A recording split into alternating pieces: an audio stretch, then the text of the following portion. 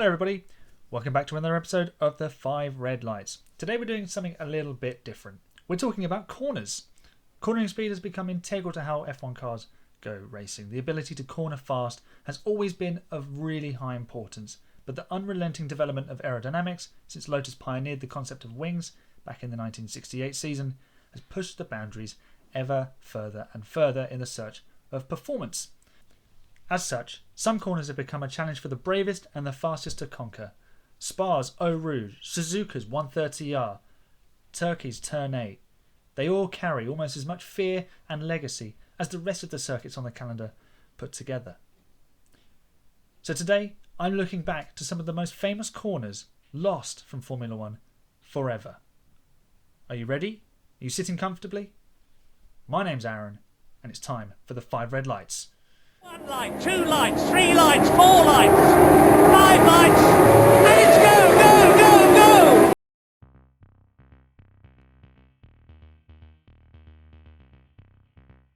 Over the last 10 years, many tracks have come and gone from the Formula One calendar. Some newcomers have hung around with some success, Singapore being one, while the odd classic venue or two has returned, such as the Autodromo Hermanos Rodriguez in Mexico, and Zandvoort should be making its return in 2021. However, to return to the calendar, both of those tracks have undergone something of a transformation, bringing them up to speed with modern safety standards. While this isn't something to be churlish about, ultimately some corners have had to be lost from the Formula One calendar through those makeovers. Before I dive in, I want to know which corner you would love to bring back the most into the Formula One calendar. Is it because they're a supreme challenge? Is it just because they're really fast? Or does it create overtaking? I want to know all of those thoughts in the comments below. Let's dive on into the video. Bridge Corner, Silverstone. Silverstone used to be a circuit built around extremes, with the Beckett's and Bridge corners embodying exactly that. Fast, intense, and disastrous should you get it wrong. Only one of those remains in 2021. As part of the 1991 redevelopment, Bridge Corner was a flat-out sweep to the right, taken at approaching 180 miles per hour. This made for sensational viewing on TV or at trackside. One can only imagine the thrill from the cockpit. However, the corner was lost when Silverstone was redeveloped again in 2009, with Abbey mutating from a chicane to the right-hand sweep to open the lap nowadays. The corner asked for full commitment from both car and driver, and a minor mistake costing lap time, with a gravel trap greeting you on the outside. Jarno Trulli got it spectacularly wrong in 2004, running wide as he exited Bridge Corner, resulting in a barrel rolling accident on entry to Priory. Bridge is now part of the Silverstone experience and the Bridge circuit, but you can still hear the distant screams of V12 and V10 engines as you walk the corner yourself.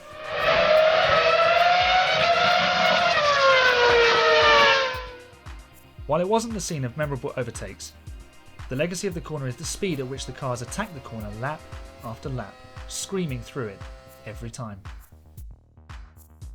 Peraltada, Mexico. The original Peraltada was a huge, high-speed, banked, 180-degree right-hander, helpfully fitted with almost zero runoff to test the driver's mettle.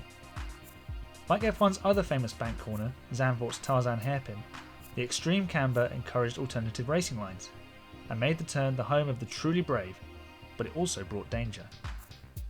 It was the scene of Ricardo Rodriguez's death in 1962, when a suspension failure caused the young Mexican to lose control on corner entry, while Ayrton Senna was luckier in 1991 when he escaped from his overturned McLaren. In 1990, Nigel Mansell pulled that move on Gerhard Berger, forever etching the corner into F1 folklore. That move was sheer lunacy, Mansell later recalled. I think Gerhard was surprised. It's not a manoeuvre you do. It's an outrageous manoeuvre. And I think he backed out because he thought there was probably going to be a big accident. He added, it was probably the most daring overtake in F1 history. The redeveloped Autodromo Hermanos Rodriguez saw the circuit lose the Peraltada forever when the track returned to the F1 calendar in 2015. A baseball ground had been built over the banked final corner, so the track now weaves its way through the stadium, creating an atmospheric end to the lap, where the podium ceremony also takes place. On this, Hermann Tilke, famed track designer, stated, "We simply had no space on the outside of this great curve in order to have the required runoff area. The corner is so fast that it is absolutely a must for safety. Another idea was to keep the corner but move it inwards, as we have done with other circuits as well. But we were limited because of the stadium." With no room for manoeuvre, the track ultimately lost the Peraltada corner, forever gone from Formula One. Paddock Hill Bend, Brands Hatch. Paddock Hill Bend at Brands Hatch has been a notorious accident creator over many years. Even as far back as 1986, when Nigel Mansell's Williams was slow off the line, triggering a first corner pile-up. The accident brought the end of Jacques Lafitte's career as he broke both of his legs. The carnage is not exclusive to Formula One, however. What makes it so chaotic and treacherous? It's a blind corner, which makes positioning the car harder. The braking point for the corner is uber specific. As you search for the apex, the corner drops downhill with a tall curb on the inside. Get any of this drastically wrong and there is a deep gravel pit waiting to claim its next victim on the outside. The UK Circuit Guidebook sums it up nicely, calling Paddock Hill the most impressive bend of all the UK circuits, adding that it is memorable for the driver and a great corner for spectators. There is regular overtaking and many a mishap. There are many views on how best to tackle the corner, as well as the straight leading onto it. The unique sloping of the corner presents a challenge on the brakes, through the corner and as you plunge downhill towards Druids. Ultimately though, with the circuit unable to keep up with the beasts of Formula One as they became faster and faster, Silverstone has become the home of the British Grand Prix, meaning Paddock Hill Bend has since been lost from F1 forever. Tamburello, Imola. Possibly most famous for the tragedy of 1994 where Ayrton Senna lost his life, the bumpy opening corner of the old Imola circuit tested man and machine as the cars roared round the left-hander with a small run-off area and boundary of a sinister concrete wall. Many a driver have had huge accidents at Tamburello ahead of the 1994 race. Nelson Piquet in 1987 and Gerhard Berger in 1989 both suffered crashes which forced them to miss races. Berger's car memorably caught fire, the last major car fire before Romain Grosjean's in Bahrain. Both crashes were caused by a mechanical issue. Despite the addition of various chicanes, the circuit was subject to constant safety concerns, mostly regarding the flat-out Tamburello corner, which was very bumpy, had dangerously little room between the track and the concrete wall, which protects the river behind it. Senna and Berger both visited the corner to assess what could be done to improve the safety of it, but due to the river on the other side, they declared that nothing could be done, and tragically, Senna would be killed at that same corner, which led to the chicane being constructed for 1995. Also new for 1995 was the Villeneuve chicane after the death of Roland Ratzenberger the day before Ayrton Senna.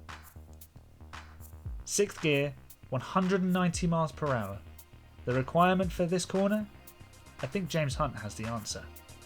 Big balls. Nowadays, the single flat-out corner has become a left-right-left chicane which was installed for 1995 as the endless chase for driver safety gathered pace. Turn 1, Turn 13, Indianapolis Motor Speedway. What is normally Turn 1 for the Indy 500 became Turn 13 for Formula 1 in 2000, with the infield layout constructed and utilised for F1's annual race between 2000 and 2007.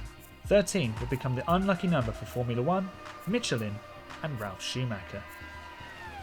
The 9-degree banking caused a left rear Michelin tyre failure for Ralf in 2004 while driving for Williams.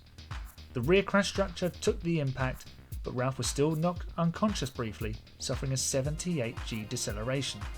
He missed the following 6 races with concussion, along with 2 minor fractures of the spinal column. If this wasn't bad enough, things would escalate further in 2005. Now driving for Toyota, again on the Michelin rubber, Ralf suffered a left rear tyre failure at almost exactly the same spot as the previous year. Again a heavy impact which ruled him out of the race, but the ramifications would bring the sporting and political devils of Formula 1 into direct and open conflict. The end result was all the Michelin-tired cars withdrawing from the race at the end of the formation lap, leaving just the Ferrari, Jordan and Minardi cars to take the start in what became the most infamous race in Formula 1's recent history. F1 in Indianapolis never recovered from that and parted ways after the 2007 race. The banked corner now removed from the revised road course. That said, we can all still witness the corner in all its glory every year at the Indy 500. So there you have it, guys. 5 corners that we've lost from Formula 1 forever. If there's one that I missed out, let me know down in the comments down below, and let me know which corner you would want to bring back to the Formula 1 calendar. If you enjoyed the video, leave a like, subscribe if you're new, if you want to see more F1 content from myself here on the 5 Red Lights channel. Check out my last video, which was a drive crate box unopening, where I got this cap, all of Silverstone over here, and a bunch of other goodies as well. I've also got my F1 predictions for 2021, so check that out, and I ranked every circuit on the 2021 calendar. For now though, that's the end of the video.